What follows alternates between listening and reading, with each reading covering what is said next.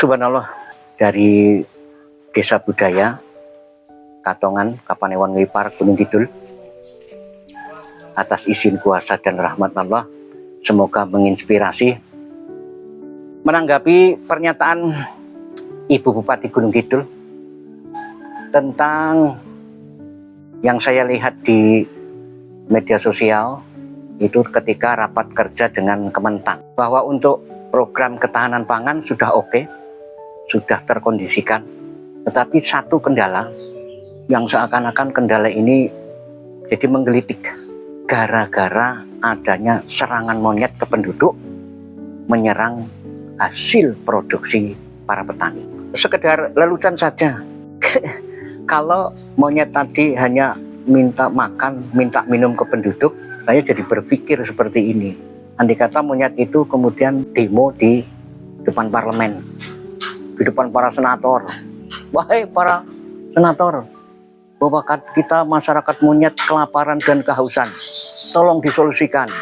Lalu lari ke eksekutif, ke kantor bupati, sama menuntut, bahkan tuntutannya akan lebih eksklusif lagi tentang minta bantuan makanan bergizi gratis. Di sini Raden Bambang Cah Gunung Kidul, barangkali Ibu Bupati melihat solusi dari Cah Gunung Kidul ini juga kreatif, inovatif, dan produktif. Tapi yang penting adalah solusi. Dulu pernah saya pribadi ketika SMA itu ingin mengikuti lomba karya ilmiah ya tentang tema ini. Bagaimana mengatasi gangguan monyet turun ke petani. Konsepnya seperti ini, dibuatkan embung, karena ternyata serangan monyet itu tidak hanya di Gunung Kidul saja, bahkan di Wonogiri, di Sragen juga pernah. Monyet-monyet itu kalau mengadakan serangan mesti di bulan-bulan kemarau atau di musim-musim kemarau. Itu indikasi bahwa si monyet itu memang kekurangan minum, karena komunitas air untuk minum di sana mesti sudah kering. Maka diusahakan dibuatkan embung. Lah embung itu selama ini hanya membangun embung yang sedemikian rupa itu ternyata masih gersang. Dibuatkan embung tetapi ada 3 ring. 3 ring itu maksud saya apa? Ring 1 adalah di tepian embung itu ditanami pohon beringin, ditanami talok, ditanami duet, ditanami pisang, ditanami kates. Biasanya tanaman-tanaman seperti itu tidak hanya ya paling 1 tahun sampai 2 tahun selesai. Monyet binatang-binatang liar itu kehabisan air juga kehabisan makanan. Dan sebetulnya tidak hanya monyet saja. Coba kita perhatikan bersama-sama Bapak Ibu. Di musim kemarau itu mesti di sungai-sungai itu malam mulai sore itu sudah ayam liar, ayam alas ya, kemudian ular, kemudian biawak. Itu banyak yang turun ke sungai karena apa? Mencari minum. Maka solusinya ya dibuatkan tempat minum itu. Dalam hal ini dibuatkan embung. Tapi embung itu tidak hanya sekedar dibikinkan lalu begitu saja. Ring 1 ditanami beringin dan buah-buahan. Kemudian ring 2 dibuatkan juga seperti itu. Ring 3 bahkan nanti di ring 4 adalah punya lingkungan petani, supaya tidak sampai ke petani. Wah, itu kan populasinya semakin banyak. Ya, kalau semakin banyak, ini pekerjaan kita bersama. Bagaimana mengkondisikan ekosistem itu. Lalu bagaimana nanti tanamnya jagung? Kan kita mesti ya dimusi. Tentu saja secara teknis ada ahlinya dan bisa diupayakan. Tanamnya jagung juga tidak terus diolah seperti halnya kita mengolah tanah untuk produksi kita. Ya paling tidak itu nanamnya juga sembarangan saja sih, cuma dilempar bijinya sudah.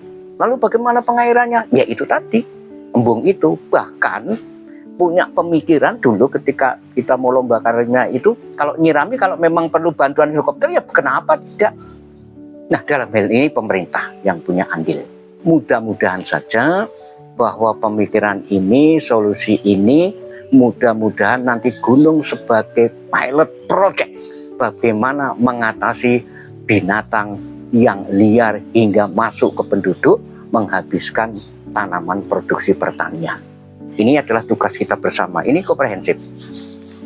Jadi kita ya masyarakat, ya aktivis lingkungan, ya pemerintah tentunya, dan kita semua punya tanggung jawab moral seperti itu. Saya sangat miris ketika ada penembakan. Menembak satwa, menembak apapun, mematikan apapun. Anda itu sedang merusak bumi. Sesuai dengan tagline channel Halto Binata itu kan membumikan bumi, memakmurkan bumi. Sangat tidak sudah. Dan saya mengapresiasi yang memperlakukan hukum penembak monyet itu hingga mungkin saja didenda atau dipenjarakan. Penjarakan saja itu yang suka nyetrum ikan. Penjarakan saja itu yang suka nembak burung secara liar. Itu juga merusak ekosistem, merusak alam. Nah, seperti kita sehari-hari kan kalau setiap habis berdoa kan terima kasih kepada seluruh organ tubuh atas kerjasama selama ini, bumi, air, mikrokosmos dan mikrokosmos dan makrokosmos sama kita ucapkan terima kasih. Kita hidup berdampingan. Jadi kalau meninggal itu sangat miris, apalagi dihargai 5.000, Masya Allah. Itu siapa itu penembakan soal 5.000. Anda tidak bayangkan ketika menembak monyet itu mati, kemudian monyet yang ada di sana kan sedang disusui, apa tidak menangis? Coba jenengan pikir, pakai kesadaran. Nah, kerjasama untuk menyelesaikan ini juga terkait semua kesadaran, ya kesadaran pemerintah, kesadaran masyarakat, pencinta lingkungan, kesadaran kita semua. Masa satu nyawa monyet 5.000? Apaan tuh pemikiran itu? Mudah-mudahan ini menjadi solusi. Pemikiran konsep dasar yang harus kita, memang sepele. Ini ya Raden Bambang dari Cah Gunung Kidul sekedar saja ala kadarnya lah. Tetapi ini satu dasar konsep untuk mengatasi seperti itu. Untuk Bu Pati Bu Endah Subekti, dengan segala hormat, kalau Ibu kerso tindak tengkatongan, sudah saya siapkan pohon salam, pohon keselamatan. Ini daunnya bermanfaat, bijinya juga bermanfaat. Jadi ini hanya humor-humor saja, barangkali yang ngimpi kali mengharap Ibu datang. Tapi mudah-mudahan pas melewati Katongan kerso mampir. Nah, nanti siapa tahu konsep dasar sederhana tentang bagaimana mengatasi monyet yang menyerang penduduk. Nanti mudah-mudahan ini jadi satu konsep kelimpahan manfaat. Oke? Dan untuk semuanya saja, atas kebaikan dan ketulusan, keikhlasan, likes, komen, subscribe channel Halto Binata. Bumi, air, hewan, tumbuhan, mikrokosmos, makrokosmos, bersatulah. Subhanallah walhamdulillah.